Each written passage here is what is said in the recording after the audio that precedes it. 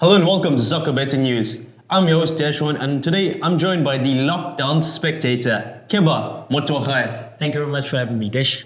Keba, this weekend the FA Cup semi-finals take place and we have a blockbuster of a clash. Of course, I'm talking about Manchester City going head-to-head with Chelsea. The most successful team of the 21st century, Chelsea, in the FA Cup, as well as the most dominant team in English football for the last 10 years. Yeah. Can't wait. Of course, City was rumored to go back-to-back with a treble, and that kind of ended last night. Do you think that we're going to see a bit of a reaction from Pep ahead of this weekend? Well, they should. They've shown themselves with their dominance, and I do expect them to bounce back because they seem to have got their form right in the league lately. But they don't look as intimidating as formidable as they have in recent years. Yeah. Do you think that's going to show itself? Because you know this Chelsea team, you never know what you're going to expect from them on the day. Remember, this is half and half of a 90,000-seater stadium. Yeah. So there's not going to be home advantage for anybody. It's a home game for the London team, Chelsea. And I think Chelsea will be fancying themselves like, you know what, it's been a bit of a disastrous season with interesting results, and especially of late. And Chelsea will be like, no, we can go do this. Of course, the head-to-head fixtures in the Premier League for these two clubs have been very, very tightly contested. Now, of course, I'm talking about the one at the Etihad where Man City and Chelsea, they drew 1-1. Yeah. And then at Stamford Bridge, it was a 4-4 thriller. Yes. Nothing to separate the two of them. And this is now with nothing to lose because it's a cup fixture. That I'm expecting something that happened at similar to what happened at Stamford Bridge at 4-4. Yeah. Hey, I'm expecting goals, minimum 2 goals each. You know what I mean? 100%. You know, one man that did get on the score sheet at Stamford Bridge was Cole Palmer. Of course, he netted a penalty, which earned his team a point. The man has been the signing of the summer for me. I'm sure he's probably going to be the breakout player if there was an award. And how old is he now? I believe he's 21, if I'm not So mistaken. then that will probably put him in the front runner for the Young Player of the Season, PFA Young Player of the Season award. And man, he's scoring for fun, man. He's lethal and probably looking to stake another team as a bolter for the England squad that would do battle at the European Championship in June. Yeah. Let's talk about Chelsea's form. 8 games unbeaten. Could they make it 9 this weekend? Why not? They are one thing they are doing right is they're scoring. Yeah. They're conceding, obviously they're a young team, but they are scoring. Goals are flowing at one end, and you've got a Manchester City team that has more or less imposed itself, not defensively, but the way they hold possession makes them difficult to attack. But you're going to play against a team that will just throw itself at them, and there's nothing wrong with them scoring. Yeah. You know, let's talk about Mauricio Pochettino for a second, because this obviously been his first full season at Chelsea. He had a lot of work to do in the summer. Of course, he made a few signings himself. Some of them have worked out, some of them not so much.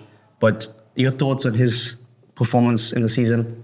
You can't fire him, for instance. For instance, you can't fire him. If you were to compare to like a Deshaj, you couldn't fire him. And the fact that there is a promise of a trophy, as well as possibly mathematically making it into the Champions League, but more likely making it into the Europa League. Look, Pochettino has arrived at a team that was in a state of flux. Chelsea has been going through a lot in the last few seasons since Abramovich let them go. So, hey man, they did the best of it made lemonade out of lemon. Yes. I wonder what tactics he's going to deploy this weekend, because obviously Man City's main man is Erling Haaland, and he's been very quiet the last few weeks. And you expect him at some point to score, right? And we don't know. The thing is now, we know the teams that have dealt with Manchester City, you assign a defender to Erling Haaland, but make sure that Rodri, as well as is it Rodri? I think it's Rodri, and as well as De Bruyne, the main man, keep them out of the game. I don't know how you're going to keep them out of the game, but it's been proven. Of course, it was De Bruyne who got on a score sheet in the UEFA Champions League tie. Yes. You know that Man City got knocked out of. Yes. So he's gonna be fit to return to full fitness, and he's probably gonna feature against his former club. You've seen the old age adage of he's come back to haunt his former employees. Do you think De Bruyne gets on a score sheet? Oh, that's a hard one. The thing is, he doesn't score a lot. He creates a lot. So you've then got Phil Foden. That's another danger that people tend to forget. That Haaland might be out of the game, but Foden would be in the game. Just as an example. For me, I think he's the Premier League player of the season, or at least he's my Phil Foden has been absolutely incredible. It goes to show there's not that much hype around it, but there you said something interesting. I've said Cole Palmer could be the player of the season, the young player of the season, and Phil Foden could be the player of the season. So yeah, there's just a lot of intrigue going into this one. Yeah, in keeping with the comeback to his former employers, Cole Palmer is a former Man City product, came through the academy, the ranks, and, has gone on to score against them. Do you think he's got a personal vendetta against Man City? Do you think he's going to carry this Chelsea team over the line in this FA Cup? I wouldn't know about vendetta because that doesn't need to be... the sky's the limit for him. Yeah. He doesn't need to score against Chelsea, Man City to prove anything. He's in that kind of form where Chelsea understands that you need to put him in a position to score. And I know Pochettino will set up this team to ensure that Palmer is there too. For some reason, I keep thinking that he's a midfielder. The way he conducts himself, you think he's a proper striker, a proper striker who poses another danger at the end. And the man was simply unplayable against Everton. I think he scored a perfect hat-trick. In 30 minutes, the opening 30 minutes of the game, a perfect hat-trick was completed. So that's just a record on its own right there. And then he went on to cap it with another goal. Yes. They say that rising water lifts all the boats. So with his form, it can inspire a young team. Because, when they were arguing over the penalty, it was just a bunch of youngsters. Because there's no leadership figure, so they're going to do wild things on the field. You can forgive that. But that youthful exuberance, I know those guys are going to be, that lad is playing so well. Let's just play as well as he is.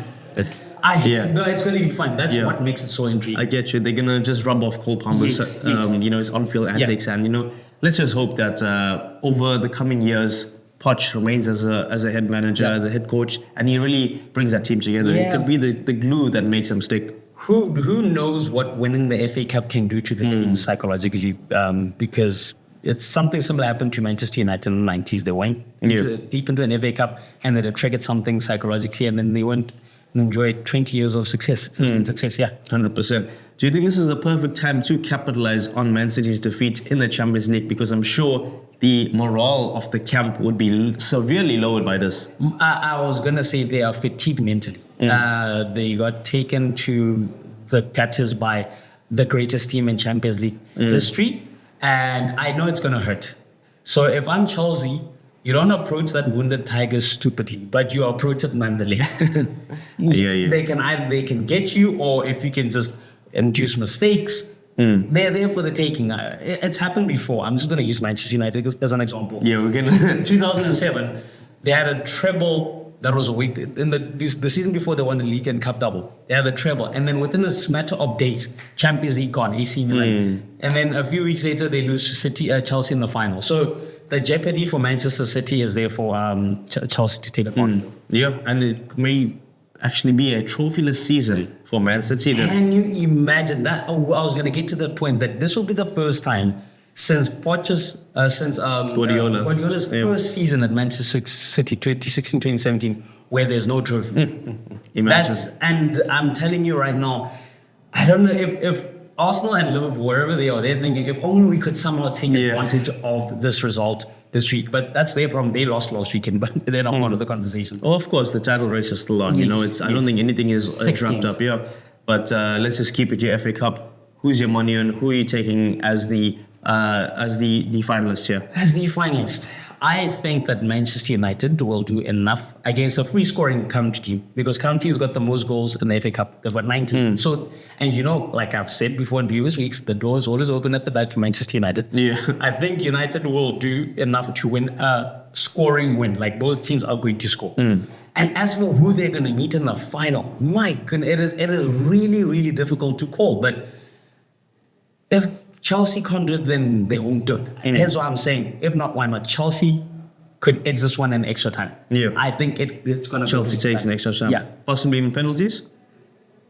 You think Possibly 120? Penalties. Now imagine what that will do to City psychologically. Get knocked out of 2 trophies on penalties. That will shatter them. 100% will definitely destabilize that and throw a spanner in the works there. But keeping with the your call for Manchester United, a very, very interesting shout over there.